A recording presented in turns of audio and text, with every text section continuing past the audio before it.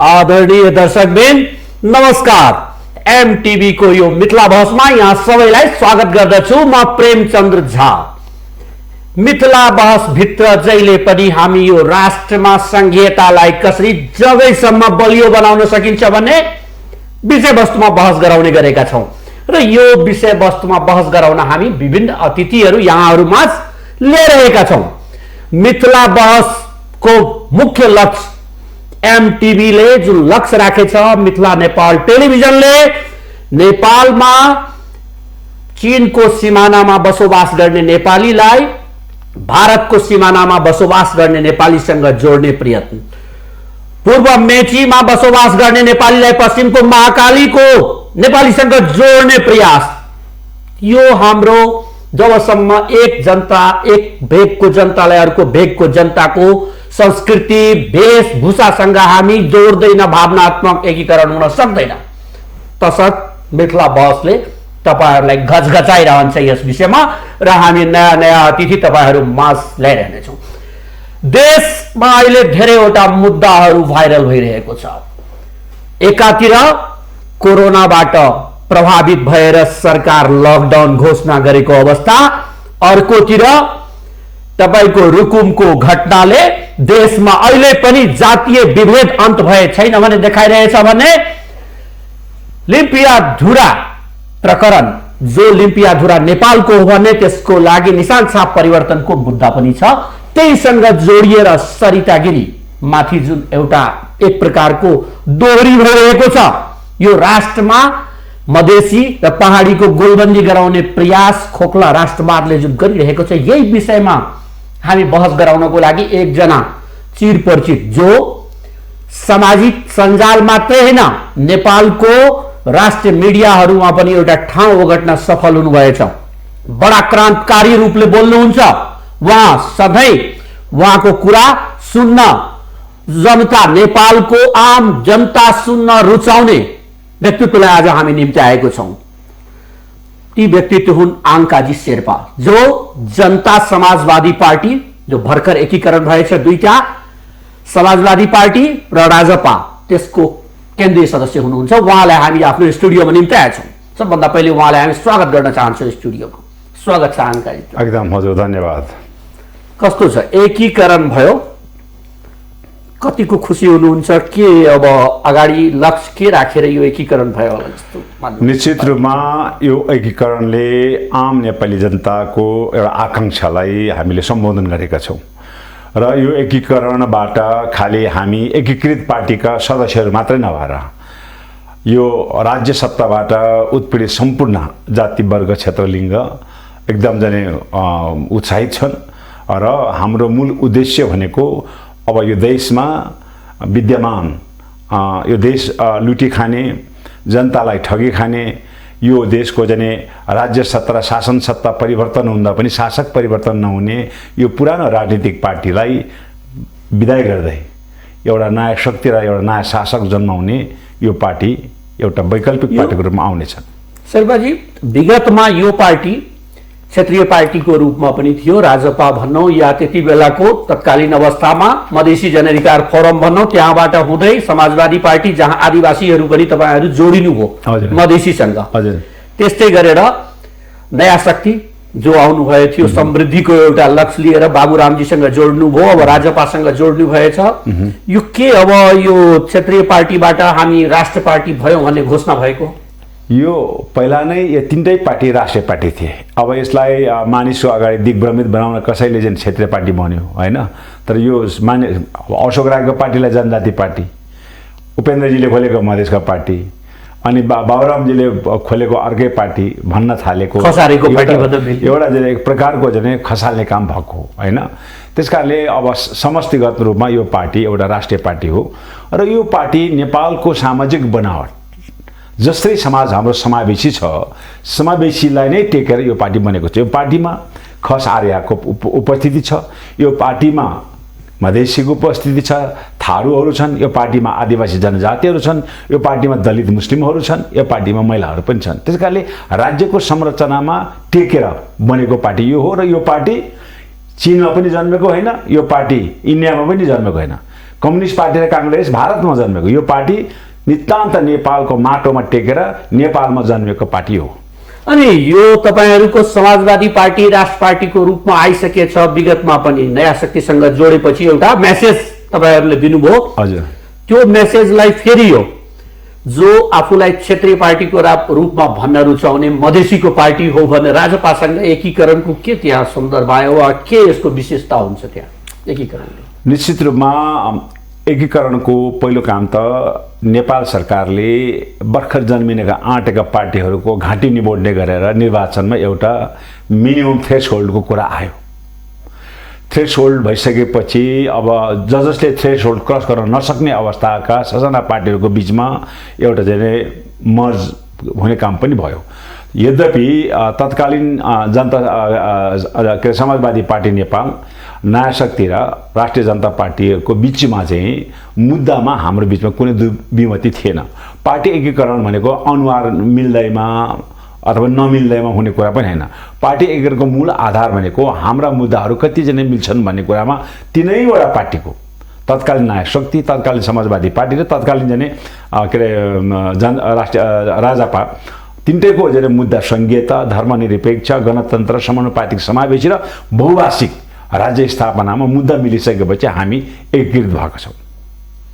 तपाईहरू एकीकृत हुनुभयो, मुद्दाको मैले कुरा गरेँ, एउटा भन्नुभयो मुद्दा मिलेर भएको छ, तर अलिकति कहीँ न कहीँ देखिनमा सर्फेसमा जुन कुरा आइरहेछ समाजवादी पार्टी अथवा संघीय समाजवादी जति बेला थियो अथवा मधेसी जनअधिकार फोरम भनौँ या तपाईहरूको समाजवादी पार्टी, त्यही बेलादेखि तपाईहरूको एउटा धार थियो कि हामी प्रत्यक्ष निर्वाचित प्रणालीका पक्षधर हौं, पृष्ठपोषक हौं। तपाईहरू भन्नुभयो यो राष्ट्रको निकास प्रत्यक्ष निर्वाचित राष्ट्रिय अध्यक्षले चाहे राष्ट्रपति होस् चाहे प्रधानमन्त्री होस् मात्रै दिन सक्छ। उता राजपाले संसदीय व्यवस्थामा अडान राखेको, अहिले पनि एकीकरण भएछ।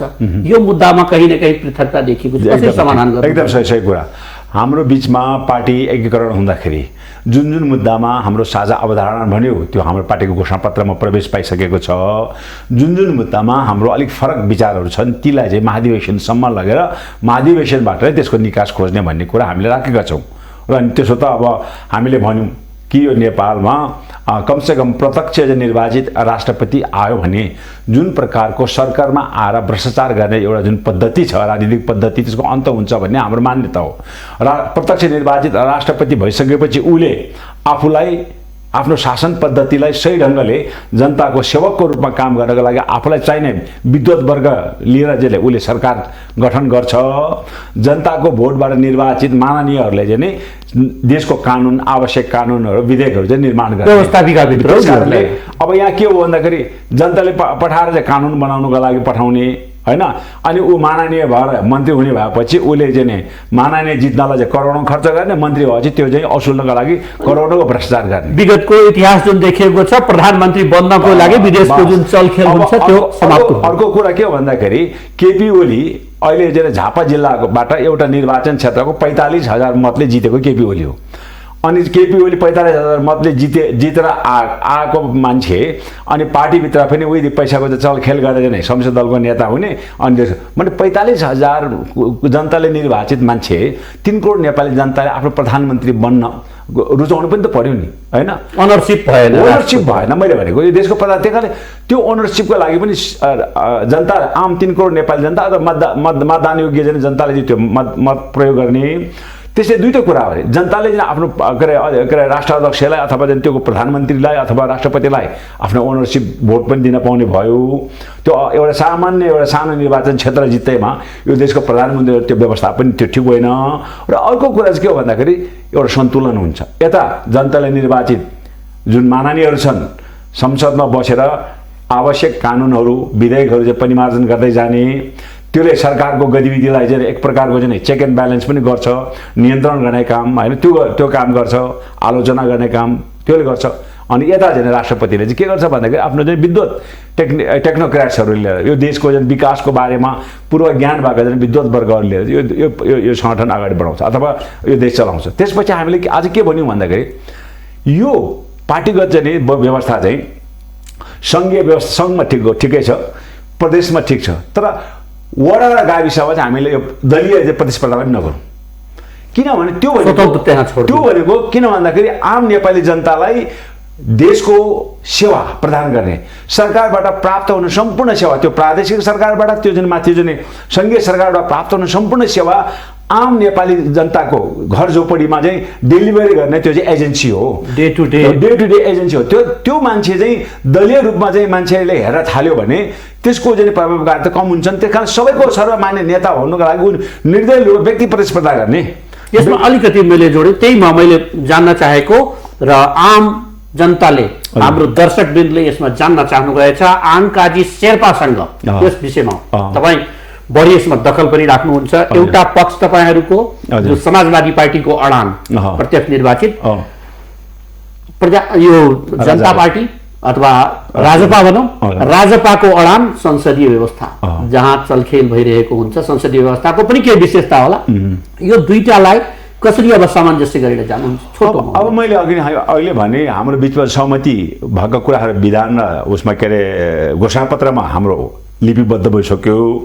फरक कुराहरूलाई चाहिँ नि अब दुईटै दस्तावेजलाई चाहिँ नि महाधिवेशनमा लाने र महाधिवेशनमा चाहिँ अधिकतम बहस चलाएर पार्टीभित्र बहस चलाएर त्यसपछि महाधिवेशनले अनुमोदन गरेको दस्तावेजलाई राजापाले पनि ओन गर्नु पर्यो, तत्कालीन चाहिँ नि समाजवादी पार्टी पनि ओन गर्नु पर्यो। मेरो पार्टी चल्ने सिद्धान्त, पार्टी चल्ने चाहिँ नि विधि भनेको यही नै हो।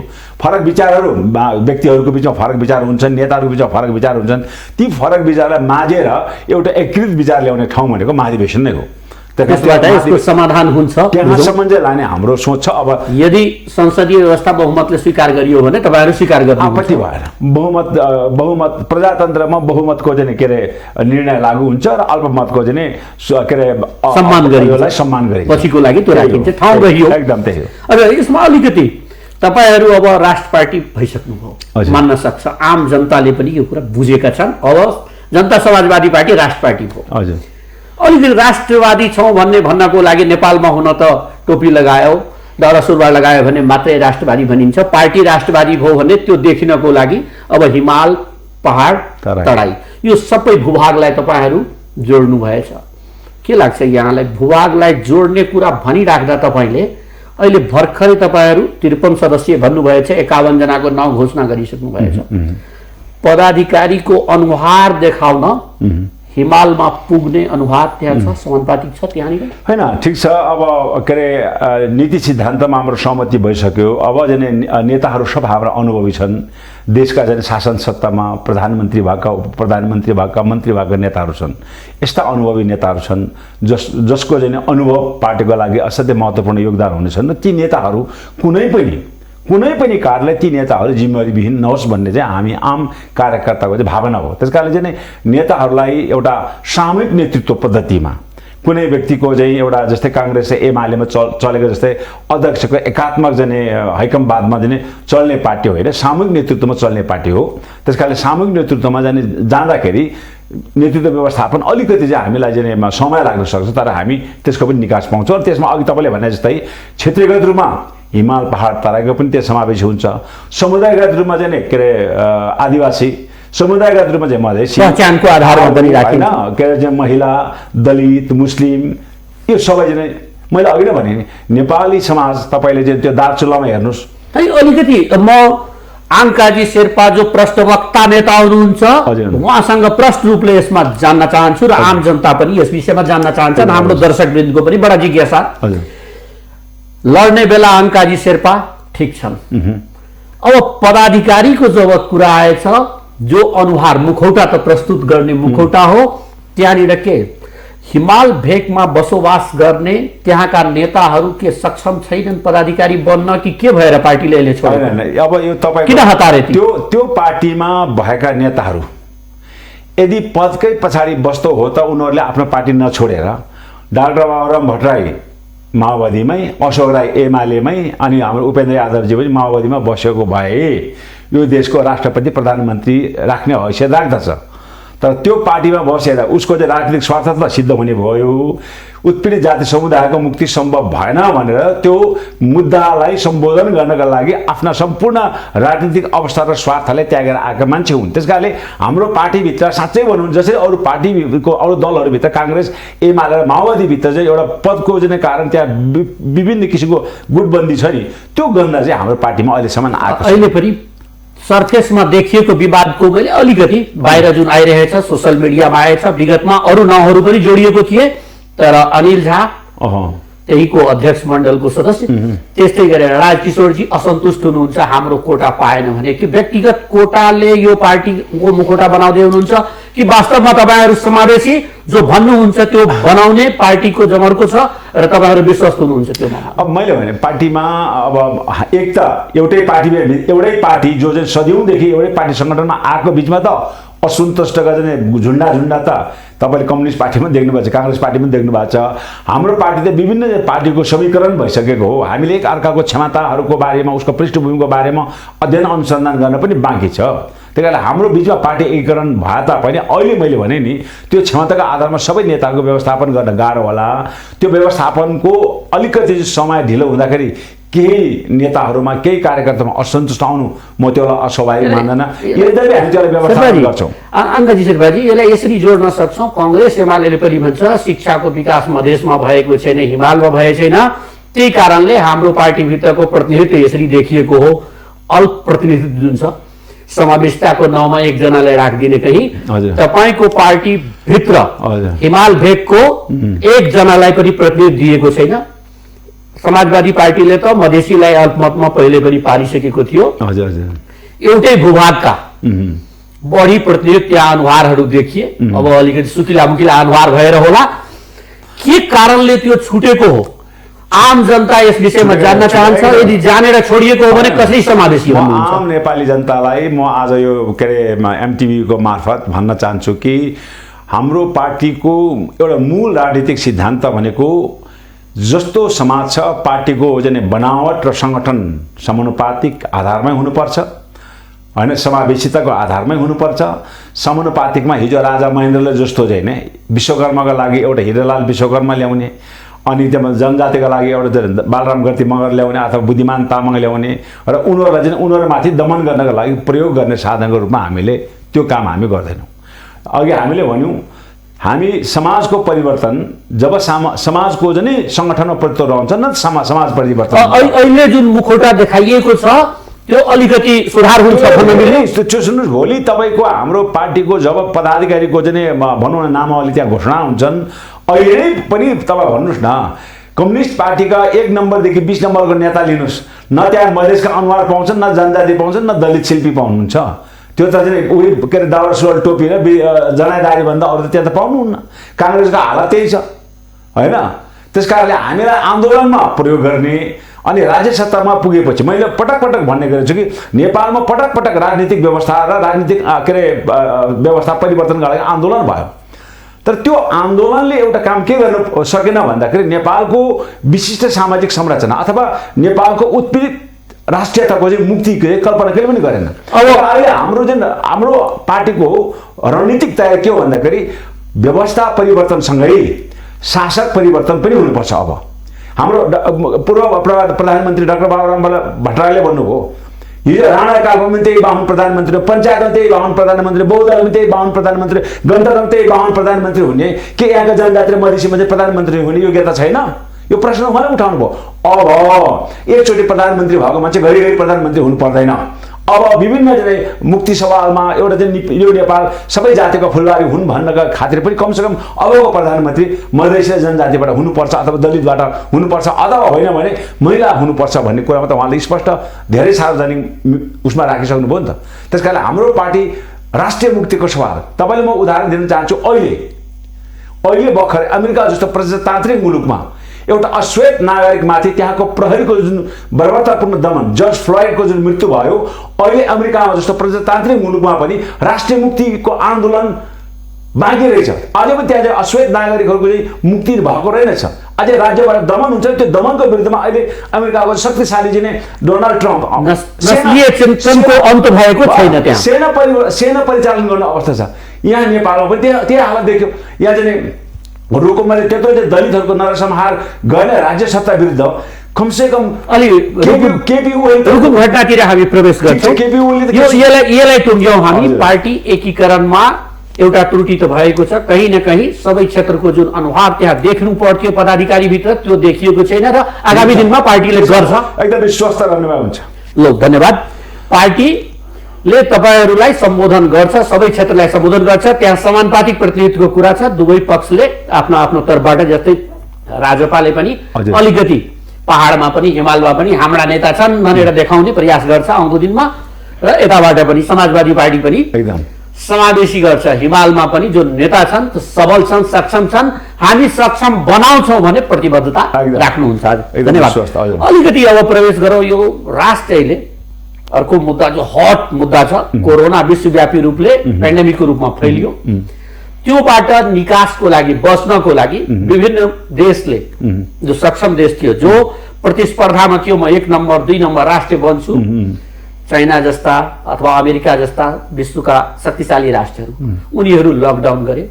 उनीहरूसँग खुवाउने, जनतालाई पाल्ने क्षमता पनि थियो। त्यसैको नकल गर्दै भारतले लकडाउन, त्यहाँको अवस्था देखियो, लकडाउनको विरोध भयो, खुकुलो पार्नु पर्यो, लुज गरिदियो, छोडिदियो लकडाउनलाई। यस्तै गरेर नेपालले पनि भारतले गर्ने बित्तिकै तत्कालीन अवस्थामा लकडाउन गरियो।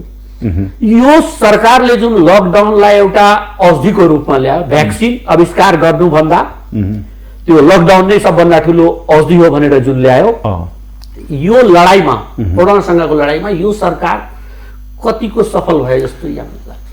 कोरोना महामारी नियन्त्रणमा हामीले भनौँ यो कुनै सत्ता पक्ष र प्रतिपक्ष भएर लड्ने विषयवस्तु होइन।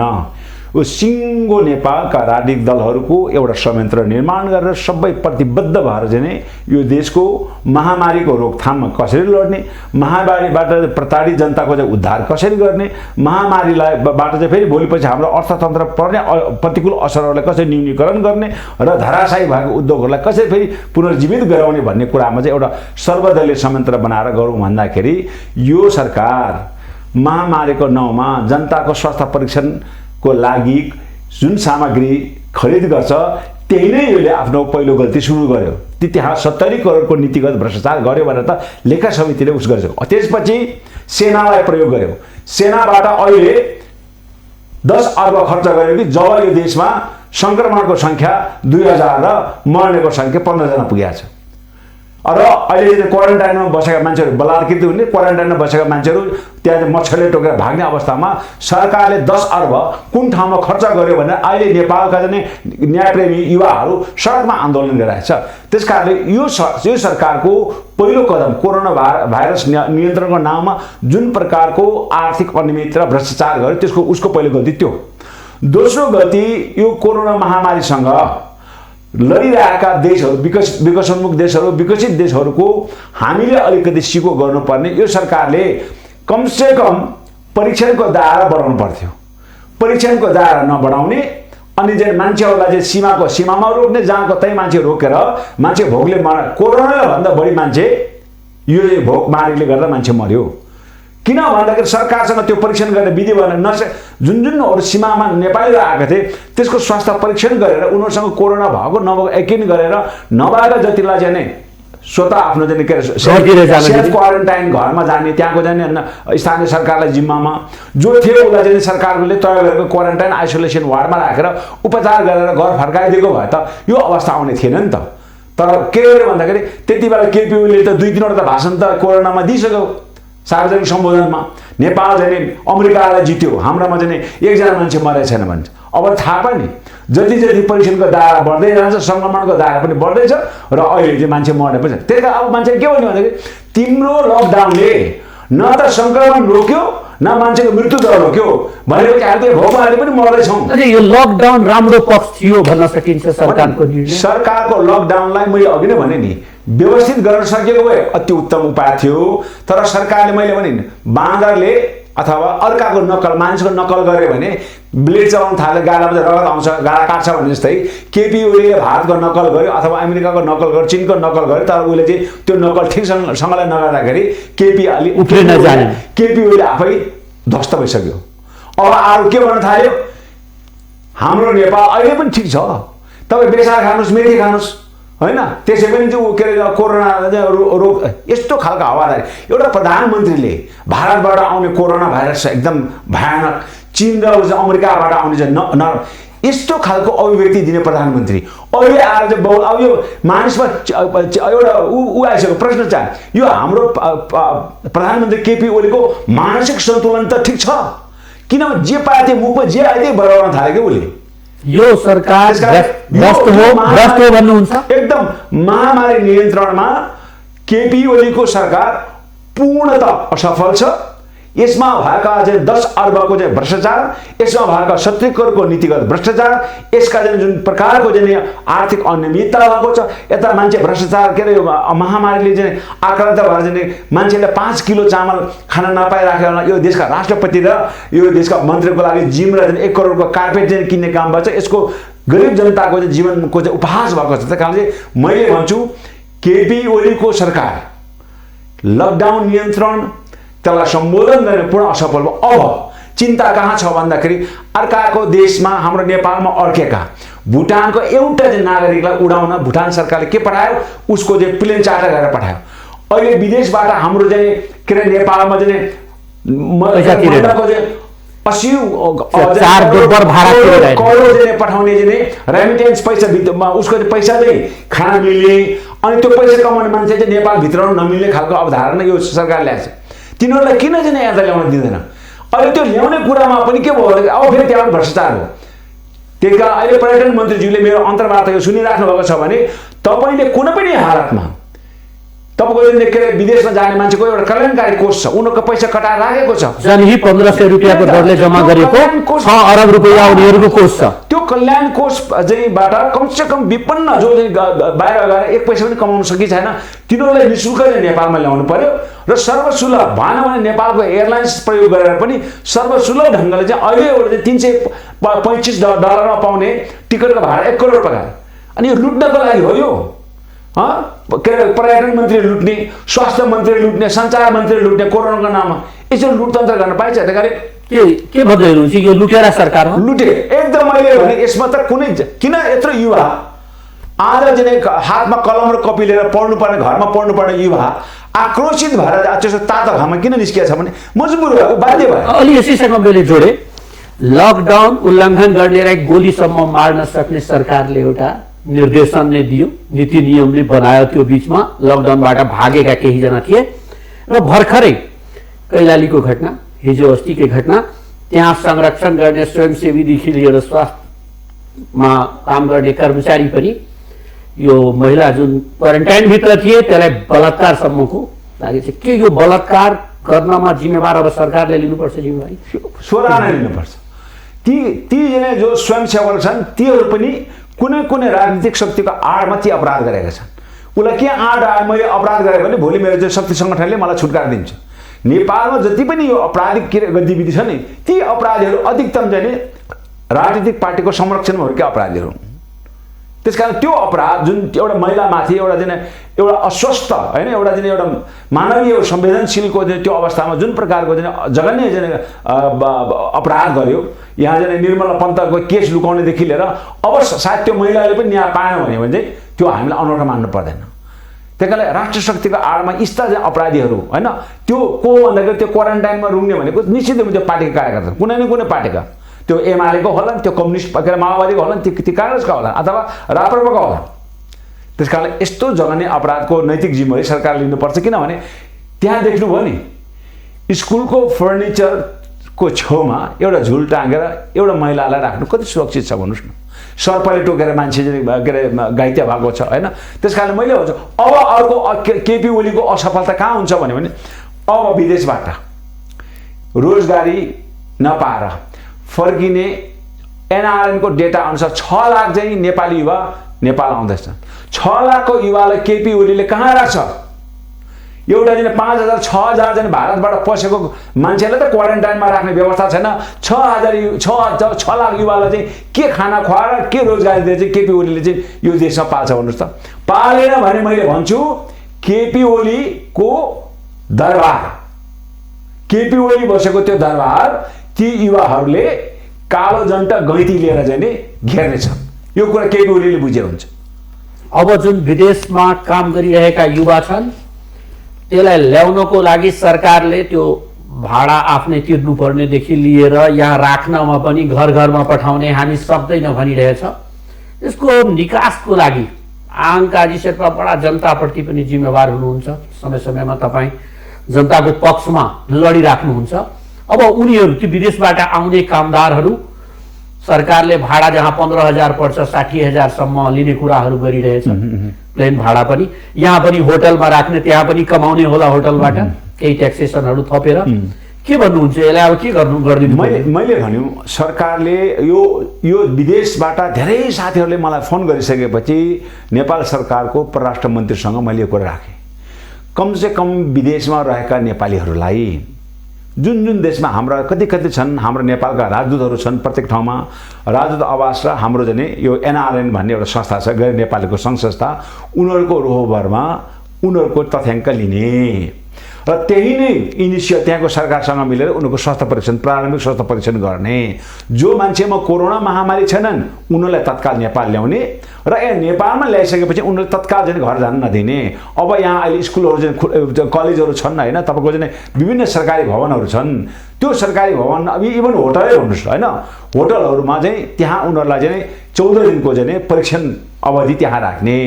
परीक्षण अवधिमा त्यहाँ राखेर उनीहरूमा त्यो सङ्क्रमणको कुनै सङ्केत देखिएन भन्यो भने अनि त्यसपछि उनीहरूलाई आफ्नो घरमा सेल्फ क्वारेन्टाइनमा पठाउने अथवा सरकारले गरेको अहिलेको व्यवस्था पनि। यहाँ 14 दिन राख्ने जुन भन्नुभयो, यसको संरक्षणको जिम्मा यो सरकारले लिँदा कतिको विश्वसनीय हुन्छ? अहिले सरकारले अघि नै भने राहत वितरण उसका पार्टीका कार्यकर्ताको घरमा त जाने, अरू पार्टीका कार्यकर्ताहरूले चाहिँ वास्तै नगर्ने होइन। यो ढङ्गको चाहिँ क्रियाकलापले यो सरकारको विश्वसनीयतामा शङ्का उत्पन्न भएछ। त्यही कारण हामीले भन्यौँ सर्वदलीय संयन्त्र निर्माण गरौँ, किनभने कोरोना महामारी नियन्त्रण पछिको अन्य चाहिँ आर्थिक जटिलताका कुरा, बेरोजगारका कुरा, आर्थिक चाहिँ उधारका कुराहरू आउँछन्।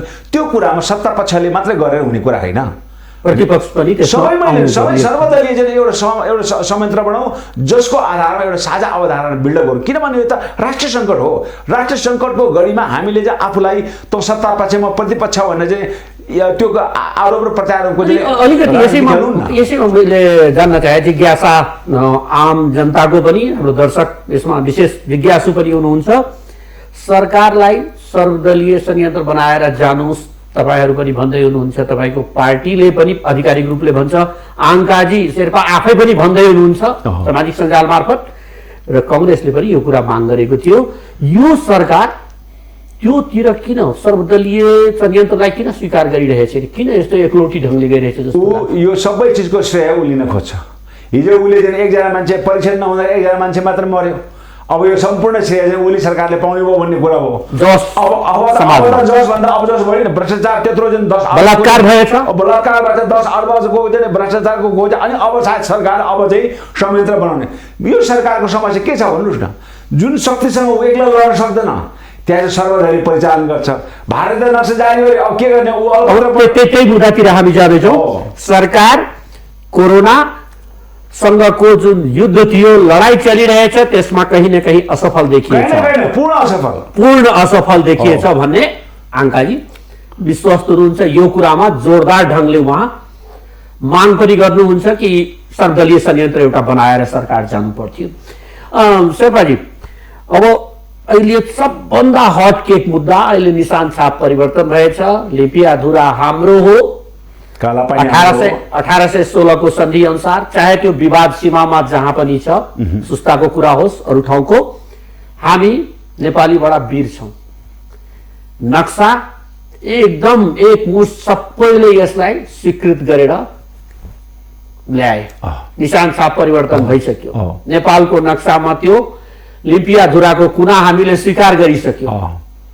अब खाली निशान छापमा मात्रै परिवर्तन गर्ने कि यो भूमि पनि अब ल्याउनु पर्यो? कसरी अब? सर्वप्रथम त राष्ट्र स्वाधीनताको रक्षा गर्न, हाम्रो अतिक्रमित भूमिहरू फर्काउनलाई आम नेपाली 3 करोड नेपाली जनताको बीचमा एउटा एकताको भावना र संसदमा प्रतिनिधित्व गर्न सम्पूर्ण दलहरूको बीचमा एउटा राष्ट्रिय एकतामा जुन बाँधियो, त्यो हामी सबै नेपालीको लागि एउटा गर्वको विषय हो। यसको लागि केपी ओलीलाई धन्यवाद दिनु पर्छ। केपी ओलीले किन धन्यवाद दिने? यो केपी ओलीको प्रस्ताव नै होइन, यो त सर्वदलीय संयन्त्रमा मैले अघि नै भने हिजो भारतले हाम्रो भूमि राखेर नक्सा जारी गर्दाखेरि केपी ओली एक्लै चाहिँ भारतसँग लड्न चाहिँ नसकेपछि उसले के गर्यो, सर्वदलीय चाहिँ संयन्त्रहरू बोलाएर के गरौँ भनेर सोधेको। त्यति बेला नै हामीले भनेको तुरुन्त तिमीले पनि त्यो अतिक्रमण गरेको भूमिको सबैजना भाग राखेर नक्सा जारी गर। नक्सा जारी गरेपछि एउटा वार्ताको वातावरण बन्छ भनेर भन्यो। त्यो भनेको चाहिँ जाँदै 6 महिनासम्म उसले त्यो नक्सा बनाएन। पछि आएर बनायो। त्यो फेरि बनाउँदा फेरि पनि हामी सबैको सहमति लियो। त्यही कारण सर्वदलीय संयन्त्रकोबाट यो चाहिँ सहमति र यो चाहिँ आम 3 करोड नेपाली जनतालाई हामीले बधाई दिनुपर्छ। आम चाहिँ संसदमा प्रतिनिधित्व गर्ने दलहरूले पनि बधाई दिनु। र म त के पनि भन्छु भन्दाखेरि संसदमा प्रतिनिधित्व गर्ने दल मात्रै होइन, संसदभन्दा बाहिर रहेका अहिले चाहिँ राजनीतिक रूपले प्रतिबन्धित विप्लवलाई पनि होइन, त्यो चाहिँ सानो चाहिँ पार्टी जस्तै के अरे कुमार लिङ्गदेनको हाम्रो चाहिँ सङ्घीय राष्ट्रिय लिमन मञ्च अनि केपी पार्वनको चाहिँ राष्ट्रिय जनमुक्ति मोर्चा, यी सबै चाहिँ ससाना पार्टीहरूलाई चाहिँ पनि त्यहाँ संलग्न गर्छ। कमसेकम ती पार्टीहरूले पनि लिखित रूपमा चाहिँ नि सरकारको चाहिँ यो के अरे संशोधन प्रस्तावमा हाम्रो चाहिँ सहमति छ भने त एउटा चाहिँ तपाईँबाट एउटा प्रस्ताव त आओस् है, एउटा चाहिँ सहमति पत्र आओस् भनेर त भन्नु पऱ्यो नि। तर विप्लवलाई प्रतिबन्धित राखेर यो सहमति हुन सक्दैन। त्यही कारण हामी त के भन्छ, सरकारलाई भन्छौँ कि विप्लव एउटा राजनीतिक शक्ति हो, एउटा राजनीतिक विचार बोकेर हिँडेको मान्छे। त्यही कारण विप्लवमाथिको राजनीतिक प्रतिबद्धता हटाउनुपर्छ। राष्ट्र सङ्कटको गढीमा सदनभित्र र सदन बाहिर रहेको सम्पूर्ण चाहिँ शक्तिहरूलाई एकीकृत गरेर बाह्य शक्तिसँग लड्ने एउटा चाहिँ हाम्रो जग चाहिँ बलियो बनाउनुपर्छ। अलिकति यसमा मैले जोड्न चाहे। हजुर, तत्कालीन अवस्थामा यो जुन लिपिया धौरावाला नक्साको कुरा आयो या निशान छापको कुरा आयो, कालापानी यसमा जोडेर ल्याउनु पर्छ यो मुद्दा र प्रधानमन्त्री परिवर्तनको कुरा जुन यहाँ आइरहेको थियो, पार्टीभित्रै नेकपा भित्रै पनि ठुलो एउटा विवाद हस्ताक्षर अभियानसम्म चलिरहेको, यो दुईटै मुद्दालाई कसरी जोडौँ? पुरो सम्बन्ध छ। सरकार केपी ओलीको सरकारले जब आफ्नो नेतृत्वमाथि पार्टीभित्रबाट प्रश्न उठ्यो, कति बेला उठ्यो भन्दाखेरि जब अर्थमन्त्री युवराज खतिवडाको समय अवधि सकिसकेपछि अब युवराज खतिवडालाई कन्टिन्यू गर्ने कि त्यसको बदलामा अर्को को ल्याउन भन्दाखेरि सचिवालय कम्युनिस्ट पार्टीको सचिवालयले वामदेव गौतम ल्याउने निर्णय गर्यो। केपी ओलीले भने म कुनै पनि हालतमा म युवराज खतिवडा बाहेक म अरूमा छान्न सक्दिनँ भन्यो। त्यसपछि केपी पार्टी बिचमा द्वन्द्व छ, सचिवालयको निर्णय बहुमतले वामदेवले ल्याउने, यता युवराज खतिवडा ल्याउने भनेपछि केपी ओलीले सचिवालयको निर्णय नमान्ने भयो। निर्णय नमानेपछि त्यसपछि स्थायी कमिटीको बैठक बोलायो र स्थायी कमिटीको बैठकमा त झन् केपी ओलीको त बहुमतै पुग्नेवाला थिएन।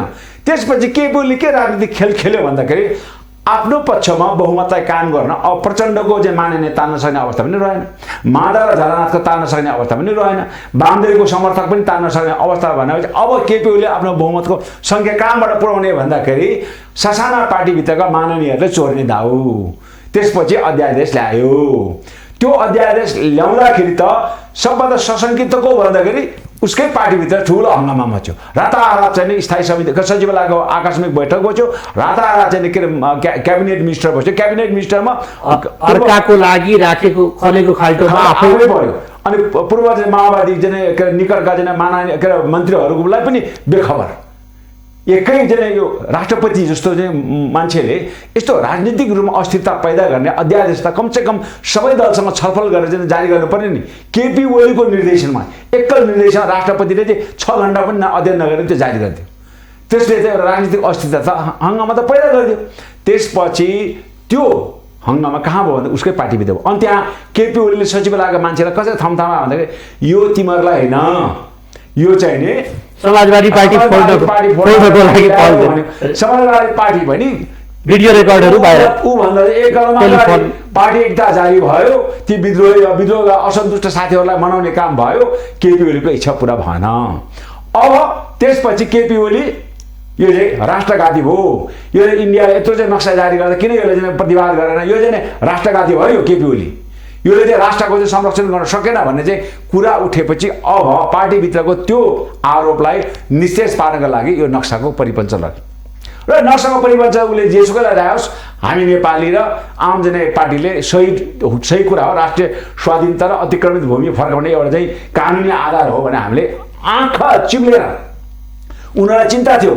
हामी चाहिँ जनता समाजवादी पार्टीले चाहिँ काहीँ सत्ता राख्छ कि प्याकेजमा गरौँ कि भने मैले त्यो भन्दा तर तपाईँहरूको पुरै पार्टीले त दिएर नि त्यसमा मतदान गरे। हामीले भन्यौँ त्यति बेला तत्कालीन जनता समाजवादी पार्टीले पनि राजापाले पनि समर्थन नगरे भने चिन्ता थियो। तर राजापाले पनि यो राष्ट्रिय स्वाधीनताको सवालमा हाम्रोबाट कुनै शर्तबाजी हुन्न, अन्य मुद्दा हामी अधुरो अपुरो संविधान संशोधनको मुद्दा हामी पछि उठाउँला। अहिले कमसेकम भूमि फिर्ता गर्ने मूल आधार भएको नक्सा हो, नक्सालाई हामी पारित गर्छौँ भने चाहिँ पारित गर्थ्यौँ। अब के भयो समस्या के भयो? अब त नक्सा बनिसक्यो, अब उसले त इन्डियाको चाहिँ मोदीसँग त तुरन्त वार्ता गर्नु पर्यो। तर ऊ मोदीसँग वार्ता गर्न सक्ने अवस्थामा ऊ छैन। किनभने मोदी उता हिन्दू चाहिँ के अरे अहङ्कारवादी नै खोक्रो चाहिँ अहङ्कारवादी चाहिँ कुरा बनिराख्ने, यता केपी ओली नक्कली राष्ट्रवादको कुरा गर्ने र दुईजनाको बिचको एउटा मैत्रीपूर्ण सम्बन्धमा धरार पैदा भइसक्यो। भनेपछि अब वार्ताबाट केपी ओलीले यो चाहिँ भूमि फर्काउन सक्दिनँ भन्ने उसको मनमा लागिसक्यो, किनभने उसको सम्बन्ध त बिग्रिसक्यो मोदीसँग त। त्यसपछि अब उसले के गर्यो भने यो चिजलाई चाहिँ ढिलो गर्नको लागि विज्ञ समूह गठन गर्यो।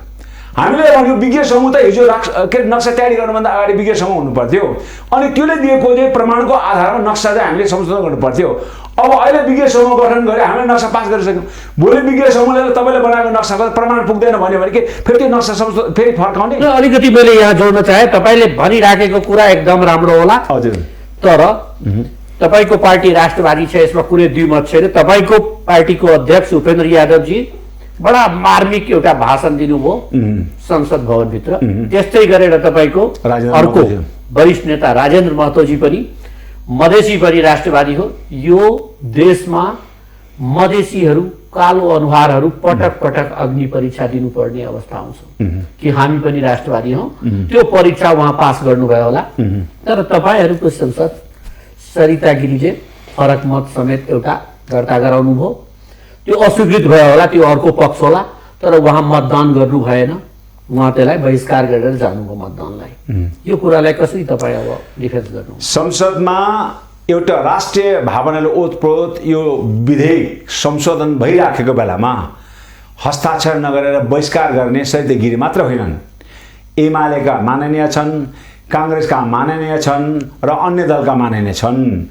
ती सबै माननीयहरू जसरी सरितालाई हामीले कारबाही गर्न हामी तयार छौँ, ती सबै राष्ट्रघाती माननीय हुन्, तिनीहरूलाई कारबाही गर्नुपर्छ। चाहे बिमारी नै भएर ऊ बसोस्, कुनै आपत्ति भएन। तर उसले एउटा यस्तो ऐतिहासिक निर्णयमा सभामुखलाई सम्बोधन गरेर त्यो संशोधनको प्रस्तावमा म छु है भनेर चाहिँ उसले त लिखित सहमति पत्र त पढ्नु पर्थ्यो नि त। यी सबै समान रूपका हुन्। कुनै न कुनै कारणले, कुनै शक्तिको त्रासको कारणले कसैको हड्डी खाएर त्यो हड्डी फिर्ता गर्नुपर्छ भन्ने कारणले तिनीहरू सत्तामा नआएको। बिमारीको बहाना बिग्रदा पनि यो राष्ट्रिय जाने के स्वाधीनताको जाने सवालमा जब जाने संसदमा जाने कुनै प्रकारको विधेयकहरू पारित हुँदाखेरि धेरै नाटकहरू भए। कोही त पुरुष माननीय म त सुत्केरी व्यथा लाग्यो न, उहाँ ब्याङ्ककमा जाने पान्तारे होटलमा सुतेर बसेको हामीसँग त्यो कहानीहरू छ। त्यस कारणले यो राष्ट्रिय स्वाधीनताको सवालमा जुन माननीयहरूले विभिन्न प्रकारको जाने नक्कली जाने ताना बाना बुनेर संसदमा उपस्थित नभएर जुन प्रकारको राष्ट्र जाने बारी उसमा चाहिँ एउटा अग्नि परीक्षामा खरोसँगले उत्रन सकेन, ती संसदहरूलाई मैले भन्छु सरिता गिरीले त पार्टीले कारबाही गर्न चाहिँ हाम्रो के अरे संसद दलबाट पत्र गइसकेको लिखित पत्र संशोधन पत्र फिर्ता लिनु नभए कारबाही हुनेछ भनिसकेको छ। भनेपछि अलि सरिता गिरीमा पसौला। तपाईँको भनाइलाई यसरी हामी दोहोऱ्याउन पायौँ कि आङ्काजी भन्दै हुनुहुन्छ जति संसदहरूले यसमा मतदान गरे छैनन् 258 बाहेकका ती सबैलाई कारबाही गर्नुपर्छ। संसदले निलम्बित गरेको 4 जना बाहेक बाँकी कुनै बहानामा संसदमा आन नआउनु उचित होला। कारण अस्वस्थ कारण कमसेकम लिखित पत्र किन पठाएन?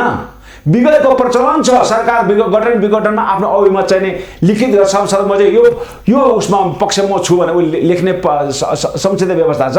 त्यही कारण एउटा सहमति पत्र किन? राष्ट्रवादी आङ्काजी शेर्पाले माग गर्दै हुनुहुन्छ नेकपाका ती सांसद जो संसदले मतदान गरे छैन ती सबै संसदलाई निलम्बित गर्नु। पार्टीले होइन भने सभामुखसँग पनि त्यो अधिकार छ कि कुनै माननीयले राष्ट्रको भावना विपरीत, राष्ट्रभक्त विपरीत यस्तो खालको अभिव्यक्तिहरू कहीँ दियो भने उसले कुनै धारा लगाएर उसले चाहिँ उसको पद निलम्बन गर्न सकिन्छ।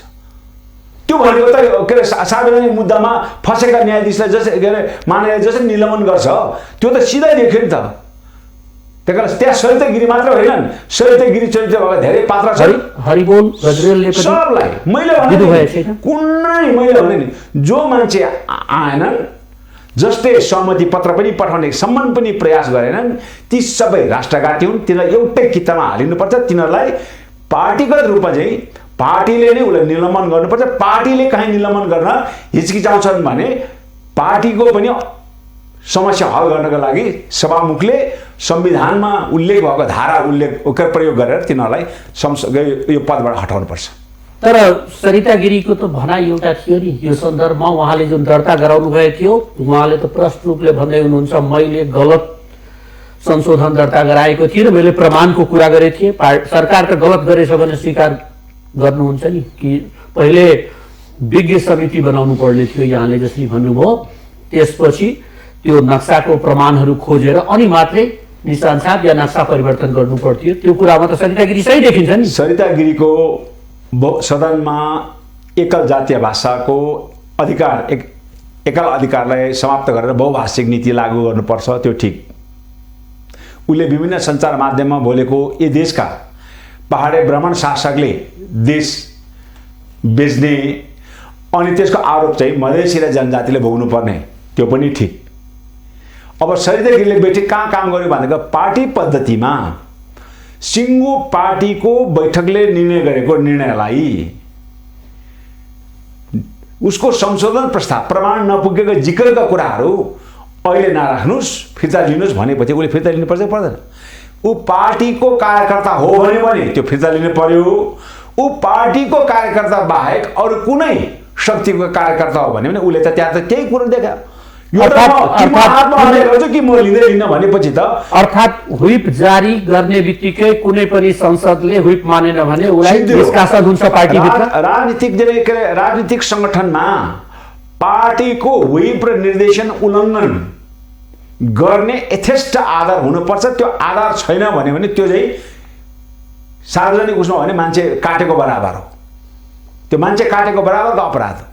त्यसकारणले सरिता गिरीले आफ्नो पार्टीको नाक काट्ने काम, आफ्नो पार्टीको अस्तित्वमाथि चाहिँ धावा बोल्ने काम सरिता गिरीले गरेको छ। सरिता गिरी जस्तो यस्तो चरित्रको नेतालाई अलिकति जनता समाजवादी पार्टी लोकतान्त्रिक पार्टी हो कि कम्युनिस्ट पार्टी हो त्योतिर अलि जान्छ नि। यसमा कम्युनिस्ट भित्र हो जारी हुन्छ मान्नुपर्छ सबैले, तर लोकतन्त्र भित्र त व्यक्ति स्वतन्त्रता सबै कार्यकर्तालाई हुन्छ र त्यसमा पनि सरिता गिरी प्रतिनिधि सभाको सदस्य हुनुहुन्छ, उहाँ पनि जनताप्रति जिम्मेवार हुनुहुन्छ। उहाँले अभिव्यक्ति दिन पाउने, फरक मत राख्न पाउने कि नपाउने? उसलाई चाहिँ फरक मत राख्ने त हाम्रो संसद दलको बैठकमा हामीले दियौँ नि त। जब हामीले चिठी पठायौँ संसद दलको बैठकमा आयो, उसका कुरा हामीले सुन्यौँ। उसले उसकै कुरा नसुने हामीले चाहिँ सिधै त्यो विधेयक उसले ल्याएको विधेयक फिर्ता लिन्छ भनेको छैन नि। हाम्रो नेताहरूले उहाँसँग बसेर कुरा गर्नुभयो। अहिले यो सिङ्गो राष्ट्रिय के अरे जनताहरू नेपाल आम नेपाली जनताको भावनालाई ठेस पुग्ने काम हामी नगरौँ। अहिलेलाई कमसेकम योलाई अनुमोदन गरौँ। अनि शेर्पाजी के लाग्छ सरिता गिरीजी कसको प्रभावमा परेर यस्तो विधेयक दर्ता गरेर मत नदिने कुरा गर्नुभयो होला जस्तो लाग्छ? भारतकोतिर इसारा गर्नुभयो, दक्षिणी शक्ति यो चाहिँ 12 बजेको घाम जतिको सर्लङ्ग छ हैन। मैले भने अब सरिता गिरी के अरे चाहिँ भारतको चाहिँ शक्तिको आडमा यो गेम खेलेको भने त मैले त भारतको शक्तिको आडमा त गेम खेल्ने त देउबा त्यही छ, त्यहाँ के अरे केपी ओली त्यही छ, महाकाली सन्धि। मैले सरिता गिरीले बोलेर मात्रै अपराध गर्यो हैन, तर गरेर चाहिँ हस्ताक्षर गरेर चाहिँ दिन दहाडे अपराध गर्ने त हिजो त्यहाँ हाम्रो के राजेन्द्र महाकाली बेच्नेहरू त्यही अगाडि पनि बसिरहेको छ। तपाईँले हिजो त्यो तपाईँले एउटा अनौठो कुरा देख्नुहुन्छ। त्यो नक्सा पास गर्दाखेरि मैले एउटा फोटो हेरेको थिएँ। अब त्यो संयोगवश म जान्दिनँ, त्यो महाकाली सन्धि बेच्ने अगाडि कसैले हात उठाएको छैनन्। पछाडिको सबै माननीयले हात उठाएका छन्, त्यो अगाडिबाट 4-5 जनाले हात पनि उठाएका छन् त्यो नक्सा पास गरेर अनुमोदन गर्ने बेलामा। त्यसकारण मैले भने नि सरिता गिरी एउटा अहिलेको सन्दर्भमा कमसेकम जनताको भावना अनुसार चाहिँ चल्न सकेन। एउटा हुन्छ नि पब्लिक व्हिम भन्छ नि, अनि त्यो व्हिमको चाहिँ नि विरोधमा जाँदाखेरि उमा अलिकति आरोप आयो। तर त्यो भन्दा पनि कहाँ कहाँ सरिता गिरिजीले कहाँ भन्नु पनि भएछ र अलि अड्कल पनि गरिन्छ अहिले, किनभने ध्रुवीकरण यो मुद्दाले ल्याइसक्यो। मधेसी समुदायमा अलिकति एउटा प्रभाव पर्यो कि मधेसी संसदलाई यसरी गर्न दिएन, फरक मत राखियो, उसले गलत कुरा छ भने सरिता गिरीको भनाइ थियो म बोल्न पाउनु पर्थ्यो संसदभित्र र मलाई बोल्न दिएन, मेरो प्रस्ताव पनि अस्वीकृत गरियो, गलत थियो कि सही थियो व्याख्या गर्न पाउनु पर्थ्यो। र अर्को कुरा उहाँले दोष लगाउनुहुन्छ कि अलिकति बाबुरामजीसँगको सम्बन्धमा तिक्तता विगतदेखि नै, उहाँको प्रधानमन्त्री भएको बेला उहाँलाई मन्त्रीमण्डलबाट निष्कासन या अरू पार्टीको अग्रज पंक्तिमा जुन हुन्छ पदाधिकारी उहाँहरूसँग सम्बन्धमा मिठास नभएको उहाँले दोष लगाउनुहुन्छ। त्यो कारणले मलाई बर्खास्त गरेर अर्को एउटा कुनै व्यक्तिलाई ल्याउने यो खेलहरू चलिरहेछ पार्टीभित्र, उहाँले सरिता गिरीलाई साधारण सदस्यबाट समेत निलम्बन गर्नुपर्छ भन्ने अभिव्यक्ति हाम्रो पार्टीको आधिकारिक निर्णय हुन बाँकी छ। दलीय हाम्रो जुन दलको बैठक नभएसम्म यो निर्णयलाई कार्यान्वयन पनि हुन सक्दैन। यद्यपि हाम्रो राजेन्द्र महतो, उपेन्द्र यादव, बाबुराम भट्टराई सम्पूर्ण नेता र सम्पूर्ण कार्यकर्ताको भनाइ के छ भने योले पार्टीको नीति सिद्धान्त विपरीत काम गर्यो, पार्टीको छविलाई धमिलाउने काम गर्यो र राष्ट्रियताको सवालमा सिङ्गो पार्टीका नेता कार्यकर्ताहरूले आफ्नो किता एकदम सफा किता काट गरेर चाहिँ राष्ट्रियताको पक्षमा उभिएको बेलामा उसले त्यो खालको चरित्र प्रदर्शन गर्न गाह्रो भयो। त्यस कारणले चाहिँ यस्तो चाहिँ ढुलमुले चरित्र भएको मान्छेलाई पार्टीभित्र स्थान दिनु भनेको मतलब सिङ्गो जने राम्रो जने आलुको बोरामा एउटा कुहेको आलु राख्नु। त्यस कारणले त्यो सबै आलु कुहिनुभन्दा अगाडि त्यो कुहेको आलु फाल्न उचित हुन्छ भन्ने कुरामा चाहिँ आम कार्यकर्ता, आम नेता र इभन आम नेपाली जनताको सुझाव र सल्लाह त्यही नै छ। एउटा सांसदको अधिकारमा पर्ने कुरा हो, फरक मत कुनै पनि सिद्धान्तमा दर्ता गराउन पाउँछ। उसले आफ्नो अधिकारको प्रयोग गरेको हुन् सरिता गिरीले। माननीय सरिता गिरी अहिलेसम्म भनौँ उहाँको पद गइसकेको छैन, पार्टीले कारबाही गर्ला, अभिव्यक्ति त दियो तर कारबाही प्रक्रिया अगाडि नबढाइसकेको अवस्थामा अब उहाँले पनि त दोष लगाउन सक्नुहुन्छ नि। पार्टीको नेतृत्व पंक्तिले कहीँबाट पैसा खायो, एउटा दक्षिणको तपाईहरूले दोष लगाइरहेको बेलामा उहाँले पनि लगाउन सक्नुहुन्छ नि कि पार्टीको नेतृत्व पंक्तिले उत्तरबाट कहीँ केही खायो, चीनको पैसा खायो। अब यहाँले भन्नुभयो, हामीले भन्न मिल्दैन। अनि त्यसपछि यिनीहरू हामीलाई जबरजस्ती त्यो लिबियाधुरा मुद्दामा भोट हाल्न लगाऊ, या बिना प्रमाणको फेरि प्रमाण केही छैन, अब प्रमाण खोज्नको लागि विधि समिति घोषणा भएको दोष त लाग्छ नि। होइन, प्रमाण यथेष्ट प्रमाण हामीसँग छ, सुगौली सन्धिको प्रमाण छ। त्यसपछि पछिल्लो अवस्थामा महाकाली सन्धिको पनि अलिकति कुराहरू छ, त्यहाँ तिरेका त्यहाँका चाहिँ विभिन्न चाहिँ मानिसहरूको होइन प्रमाणहरू मलाई लाग्छ भूमि सुधार मन्त्रालयबाट यो प्रमाण जुटाउने कामहरू एकदम भएको छ। र अब सरिता गिरीले अब भने नि अब यता आरोप गरेर उसले उन्मुक्ति प्राप्त गर्ने ठाउँ छैन। सरिता गिरीलाई एउटा सुनौलो अवसर, सरिता गिरीको वैयक्तिक स्वतन्त्रता पार्टीले हनन गरेको, उसलाई हाम्रो पार्टीको संसदीय दलको बैठकमा उसलाई पूर्ण रूपले आफ्नो कुरा राख्न दिएको छ र दलीय सदनमा दलको स्वीकृति बिना कसैले बोल्न पाउँदैन। दलले आज हाम्रो दलबाट यतिजनाले बोल्छ है भनेर चाहिँ लिस्ट सभामुखलाई दिइसकेपछि र त्यहाँ कुनै विवाद भयो भने पनि दलीय संसदीय दलका नेताहरू बसेर नै त्यो कुरो टुङ्गो लाउने र त्यसलाई अनुमोदन गर्नको लागि मात्रै सदनमा जाने हो। त्यसकारणले दलीय व्यवस्थामा सदनभित्र चाहिँ एउटा चाहिँ के अरे माननीयले चाहिँ फरक विचार राख्न पाउँछ, तर फरक विचार राख्दाखेरि उसलाई चाहिँ चुनौती के हुनसक्छ भने त्यो पार्टीको नीति सिद्धान्त विपरीत चाहिँ छ र अब ऊ मौन बसेर चुपचाप लागेर केही पनि गरेन, समस्या भएको थिएन। उसले त्यो संसदमा प्रस्ताव नगरेर संसदमा नआउँदा भयो, बरु त्यो अलिकति हल्का टाको हुन्थ्यो। तर उसले त्यो हाम्रो पार्टीले गरेको निर्णयभन्दा विपरीत जुन संशोधन लाग्यो त्यो चाहिँ उसले गलत काम गर्यो भन्ने कुरा हो। ठिक छ, सरिता गिरीलाई तपाईँहरूले कारबाही गर्नु होला। अब चीन र भारतसँगको सम्बन्धलाई मिलाउनु होला, समान रूपले लग्ला यो सरकारले, या तपाईँले सर्वदलीय संयन्त्रको एउटा कुरा गर्नुभयो त्यसले मिलाउला, अलिकति निशान छाप परिवर्तन गर्नुभयो। लिबियाधुरा भूमिमा अहिले पनि भारतको सेना विद्यमान छ। नेपालले अब त्यो भूमि फिर्ता ल्याउन सक्छ जस्तो लाग्छ यहाँलाई? तपाईँले यो प्रश्न मलाई भन्दा पनि तपाईँले कुनै दिन सडकमा सडकमा हिँड्ने आम नेपाली जनतालाई एउटा स्याम्पल टेस्टको रूपमा एउटा के भन्ने एउटा परीक्षण जस्तो गर्नु होला, जनमत जस्तो चाहिँ लिनु होला। मलाई जहाँसम्म लाग्छ 10 जना नेपाली जनता मध्येमा 2 जनाले पनि यो केपी ओली सरकारले त्यो भारतीय भूमि चाहिँ फिर्काउन सक्छ भन्ने विश्वास गर्ने आधार छैन। किनभने यो प्रधानमन्त्रीले बोलेको कुराहरूको कुनै किसिमको ठेगाना छैन। यो प्रधानमन्त्री एउटा चाहिँ यो के अरे नाटक मञ्चमा यो के अरे हरिवंश र मदन कृष्ण भन्दा कम छैन। उहाँको जोडीसँग मिलाउन मिल्छ। उसलाई अब मदन कृष्ण यो हरिवंशको चाहिँ जुन त्यो कम्पनीमा उसलाई सेयर दिएर पठाइदिए हुन्छ।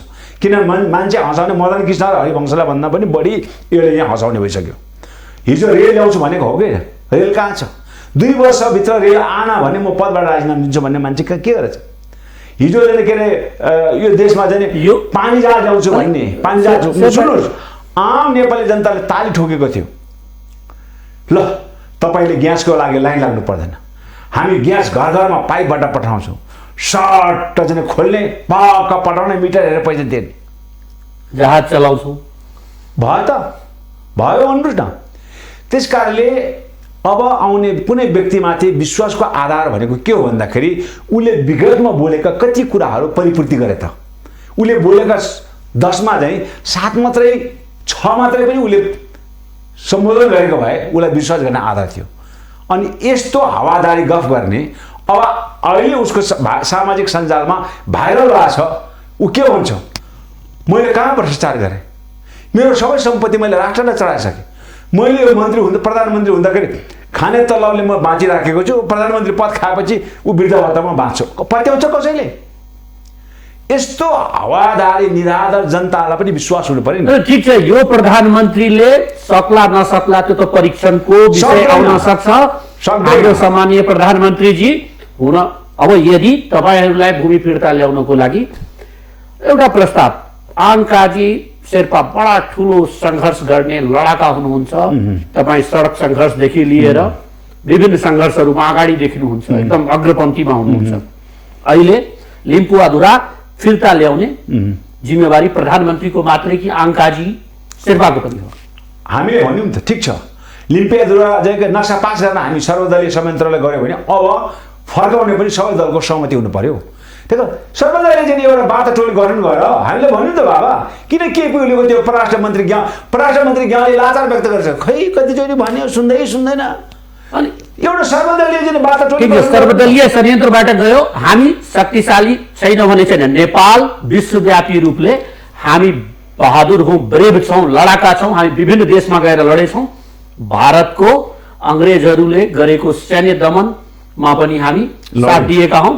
त्यस्तै गरेर ब्रिटिस इन्डिया कम्पनीसँग लडेर अरू ठाउँमा हामी बहादुरी प्रमाणित गरेका नेपाली सेनाहरू के त्यो लिम्पियाधुरामा गएर त्यो भूमिलाई फिर्ता ल्याउन सक्ने अवस्थामा छैन? 16 आन सक्छौँ। यो नेपालको हिजो हिन्दू राजाको बेलामा जन्मेका बर्दी लागेका सेनाहरूले सक्दैन। यी सेनाको काम भनेको उहिले राजा महाराजाको चाहिँ छोराछोरी जन्मिँदाखेरि 31 तोपको सलामी दिने, अनि बाँचुन जेलसम्म उसको चाहिँ जुत्ता बोक्ने, छाता बोक्ने, होइन, उसको चाहिँ गाडीहरू धोइदिने, के अरे गुलामी गर्ने, अनि मरेपछि फेरि 31 तोपको चाहिँ सलामी दिएर मलामी जाने काम बाहेक यो सेनामा अहिले पनि गणतन्त्र चाहिँ करण भएको छैन। सेनामा गणतन्त्रीकरण भएको छैन।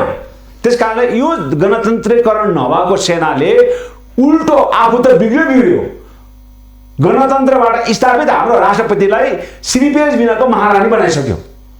एक कार्पेटमा जुत्ता बोकिदिनु पर्ने, होइन, कहिले ज्ञानेन्द्रलाई उसको चाहिँ बिहामा बोलाइदिनु पर्ने। त्यो हिजो ज्ञानेन्द्र भेट्न सजिलो थियो, अहिले चाहिँ राष्ट्रपति विदाय भण्डारीलाई भेट्नु पर्यो भने 20 वटा चाहिँ के अरे सुरक्षा निकाय क्रस गरेर जानुपर्छ। हामीले गणतन्त्रमा यस्तो खालको चाहिँ व्यवस्था होला भन्ने सोचेका थिएनन्। त्यस कारणले हामी के भन्छौँ भन्दाखेरि यो सेनाले त्यो भूमिको रक्षा गर्न सक्दैन। यो सेना नितान्त रूपमा तपाईँलाई हेर्नु होला, भोलि त्यो गुगल म्यापमा नेपाली सेनाहरूको क्याम्पहरू कहाँ राखेका छन् भन्दाखेरि त्यो कुनै अन्तर्राष्ट्रिय शक्तिसँग लडाइँ होइन कि त्यहाँका मधेसीहरूले, त्यहाँका जनजातिहरूले भोलि राज्य यो शासकहरूको विरुद्धमा, यो पहाडी ब्राह्मणहरूको शासनको विरुद्धमा, नारायण रेड्डी विरुद्धमा, सिंहदरबारको विरुद्धमा चाहिँ आन्दोलन गर्यो भने उनीहरूलाई त्यही समाप्त गर्ने रणनीतिक चाहिँ स्टाफले त्यो क्याम्प राखेको छ। त्यो भक्तपुरमा नेवारको चाहिँ के अरे गाउँको अगाडि राखिदिएछ। उहाँ चाहिँ पान्थरमा लिम्बूको गाउँ माथिबाट चाहिँ के अरे गोली हान्दाखेरि सबै मारेर तपाईँले देखिहाल्नु। आन्दोलन काला पानीमा त्यत्रो अतिक्रमण हुँदाखेरि एउटा यसो दूरबीन हेर्न नसक्ने सेनाले मधेसमा आन्दोलन हुँदाखेरि, कैलाली कञ्चनपुरमा आन्दोलन हुँदाखेरि मान्छेको गिदिर लिदी निकाल्दैन, या कमल थापाको आन्दोलनमा पानीको फोहरा हान्ने, अनि मधेसी जनजातिको आन्दोलनमा पानीको फोहरा हान्ने, सिधै गोली हान्ने भएपछि यो सेना के को लागि राखेको रहेछ, नेपाली सेना के को लागि पालेको रहेछ भन्ने कुरो त यो तथ्याङ्क इतिहासले त प्रश्न हो नि त। यो सेनामाथि प्रश्नवाचक चिन्ह लगाउनु भयो। मैले भन्छु अहिले पनि बिना बर्दीको सेना भनेको तराईमा रहेको मधेसी थारूहरू अहिले पनि जसले भारतीय सीमा प्रहरीसँग आफ्नो चाहिँ सीमा रक्षाका लागि पटक पटक चाहिँ त्यहाँ चाहिँ लडेको, उनीहरूको चाहिँ के अरे ऊबाट चाहिँ मृत्यु भएको त्यो चाहिँ सत्य चाहिँ राष्ट्रवादी सीमा रक्षकहरू त्यहाँ छ। अहिले काला पानी भन्ने ठाउँमा चाहिँ त्यहाँका आदिवासी चाहिँ के अरे ब्यासी र सौका चाहिँ जातिहरू त्यहाँ छन्। उता इन्डियामा परेका चाहिँ ब्यासी र सौकालाई चाहिँ त्यहाँका चाहिँ उहाँ आर्मी जनरल बनाएर चाहिँ त्यहाँ उसको आफ्नो चाहिँ सेना खडा गरिसके। अनि अहिले हाम्रो नेपालको चाहिँ मान्छेहरू अहिले पनि त्यो शासकहरूमा के चिन्ता छ भने यो तराईको चाहिँ मधेसी र थारूलाई सेनामा अन्तमा के भन्छन्, यो देशको सीमा रक्षा गर्ने हो भने त्यो सीमामा भएका दक्षिणमा मधेसी थारूहरूलाई त्यो बोर्डर फोर्सको सैनिक दस्ताबाट जिम्मा दिनु पर्यो। पश्चिममा त्यहाँका खसहरू छन्, त्यहाँका तमुन माङ्रा छन्, उसलाई जिम्मा दिनु पर्यो। पूर्वमा लिम्बुवान किराँत छन्, उत्तरमा हामी शेर्पा भोटेहरू छौँ। त्यो सीमा नाकामा जसले चाहिँ समावेशी सेना बनाउनु पर्यो। बिसौँ पुस्तादेखि हामी त्यहाँको नदी नाला कहाँबाट बगेको, कहाँ कसको चाहिँ भूमि हो, किन त्यहाँ त हामी त आफ्नो चाहिँ भूमि के अरे अन्न रोपेर खाएको ठाउँ हो नि, त्यो कसको पालन के थियो भन्ने कुरो त हामीलाई थाहा छ नि। त्यस कारण त्यो मान्छेहरूलाई त्यही नै सेनामा भर्ती गरिदिएको भए हुन्थ्यो। तर यो एकात्मक सिंहदरबारले त्यो अधिकार जनतालाई दियो, त्यहाँको चाहिँ उत्पीडित जाति समुदाय दियो भने भोलि गएर चाहिँ देशै चाहिँ टुक्राएर लान्छ भन्ने यो एउटा सङ्कीर्ण मानसिकताको उपजले गर्दाखेरि यो सेनालाई गणतान्त्रिकरण समावेशीकरण गर्न सकिराखेको छैन। मधेसका चाहिँ पार्टीहरूले त उठाएको हो नि त, सामूहिक चाहिँ के अरे हामीलाई प्रवेश चाहिन्छ अब होइन। जसले चाहिँ गुरुङ र चाहिँ मगरहरूको चाहिँ समावेशी हुनु पर्यो सेना भने अलिकति यसमा मैले अन्तमा एउटा सर्टमा एकदम छोटोमा भनिदिनुहोस्, एक सेन्टेन्समा प्रश्न पार्नुहोस्, लेम्पियाधुरामा सेना पठाउनु पर्छ कि पर्दैन सरकारले? मैले भने कमसे कम यो देशको गृहमन्त्री जनजातिको छोरा भएकोले एउटा साङ्केतिक रूपमा पनि एउटा बोर्डर अपरेसन पोस्टको रूपमा सशस्त्र प्रहरी चाहिँ 20-25 जना खटाए, त्यो यथेष्ट छैन। काला पानीमा भारतले चाहिँ भारतीय सेना राख्न सक्छ भने नेपालले आफ्नो त्यो काला पानीको नजिक सीमामा किन सेना राख्ने, किन डराउँछन्? अब त नक्सा पनि बनिहाल्यो। म के भन्छु भने यो टुडी खेलमा ठुला ठुला महल बनाएर एसीको चिसो हावा खाने यी जर्नल कर्नेलहरू यहाँबाट लखेटेर सीमाको चाहिँ त्यो अन्तर्राष्ट्रिय मापदण्ड अनुसार 19 किलोमिटरको दायरामा सम्पूर्ण सेनाहरू दक्षिणमा, उत्तरमा, पूर्वमा, पश्चिममा सबैतिर चाहिँ ती सेनाहरू यो जनजातिको गाउँ बस्तीमा जनजातिले के गर्छ, मधेसीले के गर्छ, चिवा चर्चा गर्ने यो सेनाको यहाँ काम छैन। एउटा तत्काल मैले भने यो राजा महाराजाको गुलाम नेताको चाहिँ के अरे रविन्द्र अधिकारीको चाहिँ छाता बोक्ने होइन, राष्ट्रपतिको जुत्ता बोक्ने होइन, हातमा मेसिन गन लिएर त्यहाँका चाहिँ सीमामा बसेका चाहिँ जनताको रक्षाका लागि, त्यो सीमाको रक्षाका लागि मैले भने 19 किलोमिटरको दायरा। भोलि तपाईँ भन्नुहोस् वीरगञ्ज के अरे चाहिँ 70मा सीमा अतिक्रमणको कुरा अब यो टुडी खेलमा बस्ने त्यो सेना त्यहाँ पुग्न कति घन्टा लाग्छ भन्नुहोस् त? नयाँसम्म चाहिँ पर्याप्त हेलिकप्टर छ, 2टा हेलिकप्टर छ, त्यो पनि जनरल कर्नेल ओसार्ने र राष्ट्रपति ओसार्नेमा प्रयोग गर्छ। त्यस कारण मैले के भन्छु, अब रणनीतिक रूपले हामी तर हाम्रो राजेन्द्र महतोले भनेको छ भारतसँग के गरी सेना छ, नेपालसँग 3 करोड गोर्खाली सेना छ। त्यो भनेको मतलब के हो भन्दा सेना भनेको त भित्र आत्मामा राष्ट्रिय भावनाले ओतप्रोत हुनु पर्यो, अनि न त्यसले चाहिँ दुश्मनसँग लड्न सक्छ। भित्र उसमा चाहिँ त्यो भावनै छैन भने त्यो जागिर खाएको भने त्यसले युद्ध लड्छ, जागिर मात्रै खाइरहेको छ। धन्यवाद, हाम्रो स्टुडियोमा आइदिनु भयो। यति कोरोना कालमा यति कठिनाइ हुन्छ मान्छेलाई घरैबाट निस्किन, तै पनि स्टुडियोसम्म आइदिनु भयो, हामीलाई समय दिनुभयो, त्यसको लागि धेरै धेरै धन्यवाद। एकदम जल्दो बल्दो राजनीतिक विषयमा मेरो आफ्नो चाहिँ विश्लेषण गर्ने मौका दिनुभयो, त्यसको लागि हाम्रो मिथिला टेलिभिजन, तपाईँ प्राविधिक मित्रहरू र यो अन्तर्वार्ता स्तरबाट हेर्नु भने लाखौँ लाख न्यायप्रेमी जनसमुदायलाई फेरि पनि म मेरो अन्तरात्मादेखि सङ्घीय अभिवादन र जय मातृभूमि भन्न चाहन्छु। आदरणीय दर्शकबिन, आज हामी कुराकानी गर्दै थियौं जनता समाजवादी पार्टीका केन्द्रीय सदस्य र प्रखर वक्ता आङ्काजी शेर्पासँग। हिमाली भेगको प्रतिनिधित्व मात्रै होइन, नेपालीको उहाँ प्रतिनिधित्व गर्नुहुन्छ। उहाँले बडा प्रष्ट रूपले भन्नुभयो यो सरकार कोरोनासँगको लडाईँमा 0 अङ्क ल्याएको छ, भ्रष्टाचार बढाएको छ यो सरकारले। त्यति मात्रै होइन, अहिले जुन क्वारेन्टाइन भित्र बलात्कार जस्तो घटनाहरू भइरहेछ, क्वारेन्टाइनको नाउँमा जुन बिरामीहरूसँग आर्थिक शोषणदेखि लिएर विभिन्न शोषण गरिन्छ, यसको जिम्मेवारी वर्तमान सरकारले लिनुपर्छ। त्यति मात्रै होइन, लिम्पिया धुरा समेतको नेपालको नक्सा र निशानसा परिवर्तन भइसक्यो। अब नक्साभित्र आइसकेको भूभाग फिर्ता लिनुपर्छ र त्यसको लागि सेना परिचालन हुनुपर्छ। यो नस्लीय सेना जो एउटा जात एउटा वर्गलाई संरक्षण गरिरहेछ, राष्ट्रपतिको जुत्ता बोक्न सक्ने सेना अब सिमानामा गएर आफ्नो भूमिको रक्षा गर्नुपर्छ र सेनामा समावेशीकरण ल्याउनुपर्छ भन्ने कुरा जोरदार ढङ्गले माग गर्नुभएछ। उहाँ बडा प्रष्ट रूपले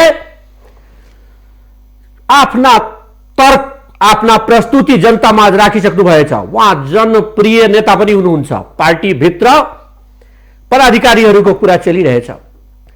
कहीँ न कहीँ मधेस पनि पीडित छ। हरेक पार्टीबाट यहाँ नस्लीय चिन्तनको राष्ट्र भयो उहाँ भन्नुहुन्छ भने हिमाल पनि त्यत्तिकै पीडित छ। त्यसैले समावेशी राष्ट्र हुँदै जाओस्, संघीयता लागू होस् व्यवहारमा मात्रै। संविधानभित्र संघीयता विगतको घटनाले देखाइसकेको छ दलितलाई कसरी मारिन्छ एउटा बिहाको भोज खान गएको बेला। यस्ता घटनाहरू यो राष्ट्रमा नहोस्, भावनात्मक एकीकरण बढ्दै जाओस्, यो कुराहरू राख्नु भएछ। आजको लागि हाम्रो समय भने सिद्धिन लागेको छ। तपाईहरु हेर्दै गर्नुहोला मिथिला नेपाल टेलिभिजन। मिथिला बहसभित्र हामी फेरि एउटा नयाँ अतिथि विषयवस्तु जो राष्ट्रको चिन्ताको विषयवस्तु हुन्छ त्यसमा बहस गर्न यहाँहरू माझ ल्याइरहनेछौँ। र त्यस्तै गरेर हामी तपाईलाई युट्युब फेसबुक जहाँ पनि देखिन्छौँ। हाम्रो लक्ष्य हामी चाहन्छौँ हामी सबैको लागि, हामी सधैँको लागि नेपालका सबै मुद्दा राष्ट्रिय मुद्दा हुन्। सबै राष्ट्रवादी हो जो अहिले प्रुभ गरिसकेछ, प्रमाणित भइसकेको छ। त्यो कुरा मिथिला बहस मार्फत यहाँहरूमा पुनः फेरि राख्ने आश्वस्त देखाउँदै म आज प्रेमचन्द झा बिदा लिने समय भइसकेको छ। नमस्कार।